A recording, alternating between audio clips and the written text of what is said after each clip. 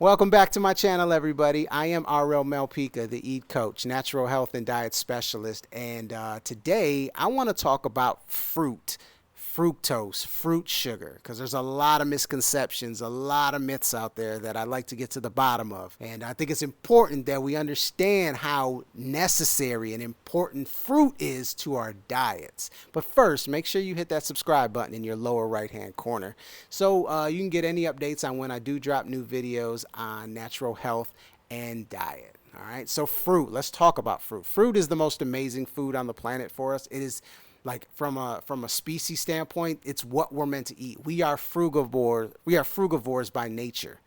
Our physiology tells us that. Not to mention, just watching the process of our health will let you know how important fruit truly is. Now, fruit sugar is fructose, which is different than glucose. When we digest fruit, it bypasses the conversion to glucose and goes straight to the liver, almost like a shortcut to the cells, and our liver kind of regulates how much our cells need, right? It's a much more efficient sugar than any other sugar.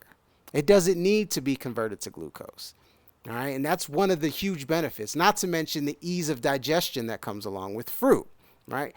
There's a lot of misconceptions on fructose versus high fructose corn syrup. And I'm sure we've all seen high fructose corn syrup. I feel like damn near every processed food in America is utilizing high fructose corn syrup. Do not get those two things mixed up. High fructose corn syrup is processed. It is taken from corn syrup, and the starch is taken from that. It goes through an acidification process, multiple processes. It is heated, so it goes through a cooking process. And we all know what all those things do, right? They turn something into something that is, they change the chemical composition of that food. And through those processes, all those layers, they provide something that might taste sweet, but is also not natural to our body. So high fructose corn syrup has no association with fructose from fruit. So I wanted to get that out there. I think that is a misconception out there, and it's important that we don't associate the two, because high fructose corn syrup is horrible for you. Absolutely horrible for you. Fructose from fruits is amazing for you. And fruits are the most efficient food on the planet. They provide the most electrical energy. That's been proven. They are the easiest to digest, meaning from an energy efficiency standpoint, they are the best. And they provide you with so much nutrition, like packed in a little package. So don't get it twisted, right? If you're drinking soda, if you're eating any type of processed foods and you see high fructose corn syrup, it is not the same as fructose from fruits. All right, so misconception out there. I wanted to get that out the way. There's also misconceptions that eating too much fructose is bad for you. There's diseases like non-alcoholic fatty liver disease and diabetes that seem to be associated with sugar or fructose. But they're not speaking of fruits. The beauty of a fruit is the entire package of the fruit, right? Now, can you get non-alcoholic fatty liver disease from eating, from juicing too much? That might be a possibility because you are over flooding your body with sugar without the fiber buffer attached to it. That is what makes the whole food so amazing. When we start isolating things and changing the chemical composition of it, it's going to change the reaction in the body. But when you're eating whole fruits, that fiber buffer is what's there to make sure that we're not consuming too much of anything at one point. That's the beauty of the fiber. All right, that's what makes us feel full. So we're not over consuming anything, right?